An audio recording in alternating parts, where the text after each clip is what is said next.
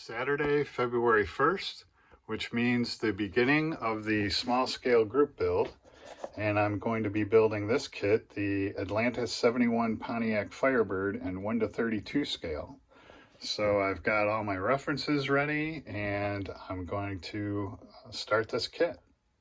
So let's see what we got. Alright, so we've got a bag full of parts, chrome parts, 4 tires.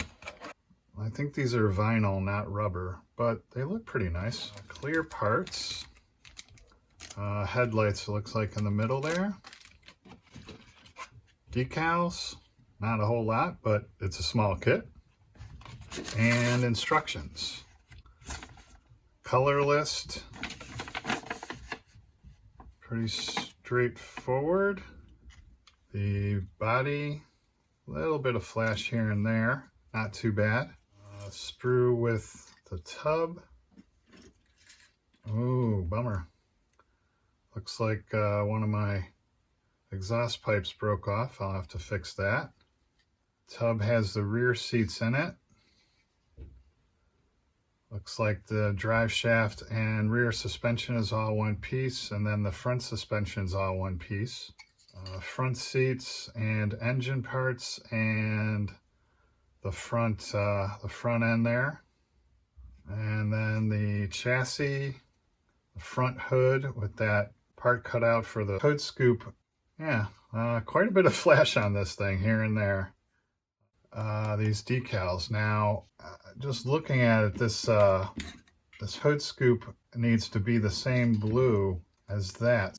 I got like 5 or 6 different blues, so I'm gonna probably test to see which one matches the closest to that. So I'm gonna start cutting these out and cleaning all this up. All right, cleanup is done. So just want to talk about a couple of things before I move to prime and paint. Flash on pretty much everything here and there, and then on the edges, the mold seam, so to speak, had to be cleaned up on pretty much every piece as well. But once it's cleaned up, everything fits together pretty well, except for really the only part I had issues with was these 2 parts going together here. Had to do some work on those sides there, and I think this side is going to need just a little bit of putty when the time comes. And I did fit the glass in there just to see how that looks, and that fits well. The other interesting thing is the engine parts are here. Part of the engine is attached to the bottom of the chassis, which I guess makes sense at this scale. One other thing is the back of these seats don't have any backing on them, so I think I'll take some styrene cardstock, trace it out and put those on. I don't know how much you'll be able to see it through the sides of the window, but I just want to make that one little improvement. And then speaking of looking through the side and looking at this, everything is very accurate to my references, I must say. For a small kit, it's very accurate. The one other thing I think I'll do is I will dechrome all these parts because, for instance, the grill here, that grill is blacked out anyway.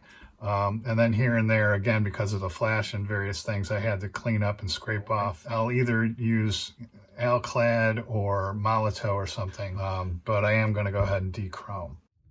All right, there's those seats, the backs. Yeah, I think that came out pretty good. So I'm pretty happy with that on both of these. So as I said earlier, I want to try to match this hood decal for the hood scoop with the blues that I have, and I've got 7 of them there. And so these are my test patches, and that one's pretty close. That's the Tester's acrylic blue. And then this is the Tamiya X14. That's pretty close as well. So these are just brushed on there. I think what I'll do, spray both of those and actually do a spray test. All right, done with the priming, and again, I just love the Mr. Surfacer. So I did the 1500 on all the parts that needed black, and then I ran out of the 1200, so I have the 1000 there. So I did gray on all the parts that'll be white. So now I'm going to, as I said, test these blues. Oh, and I forgot I had this engine blue, so I'll use that on the engine. I'm gonna test these three and see which one I want to use. I'm actually leaning toward that Vallejo flat blue for the interior, but I'm gonna test this Tamiya X14 and the Testors acrylic gloss blue for that hood scoop. They're practically identical. I think I will go with the X14 just because it's a little glossier. Yeah, that's, you know, still pretty close down there, the flat blue. I think I will do that on the interior. Okay, I finished the interior, and again, these were my references. So you can see it's kind of a slightly lighter blue. So I'm pretty happy with my choice, and did the inside there. And then here's the dashboard. Again, that's the Molitor in the middle, and then the flat blue around there, and then came back with the black. Kind of made a wash to fill in those tiles and the vents on the side. And then that steering wheel, I believe, you know, stays all black, similar to that. And then, yeah, I'm real happy with the way these seats came out. I think those backs make it look a lot better. And then here's that front scoop, and yeah, that came out really nice. I'm pretty happy with that. Did the Molitor on the rear bumper and the tail lights, and this is aluminum on the exhausts, and then silver on those bands to hold the gas tank, and then just did some dry brushing there. Here's that front grille, did that in the black, and then the Molitor in the lights, the gunmetal on the drive shaft.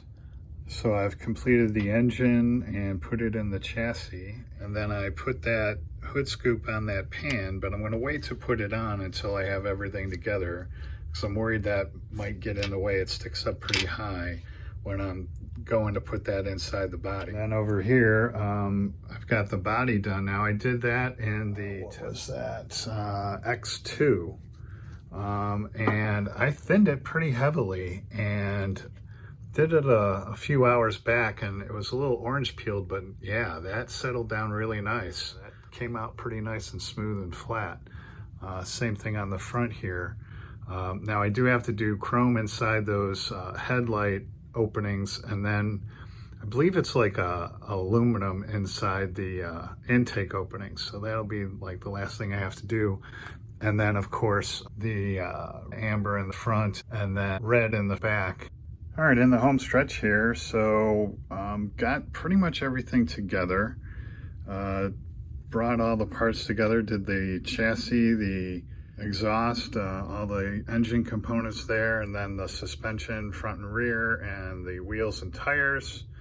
Did the back, put that bumper on and the taillights, and then did my dry brushing technique, basically taped around those words in the Pontiac and dry brushed that. All the engine components, painted all those, and then put that hood scoop in there. Semi-gloss black on the side vents. What else? Up front there. So that's actually titanium inside there in those intakes. And then the Molitor around the outside, and as well as the edges of the trim there. Oh, also taped and did the Molitor around all the trim around the windows. So took care of that. So I think that's it, except for those side rear view mirrors and then all the decals, and that should do it.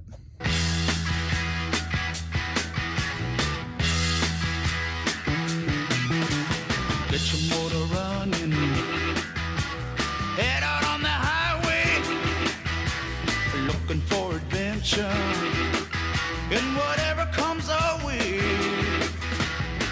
Yeah, darling, go make it happen. Take the world in a loving embrace. Fire all of your guns at once and explode into space.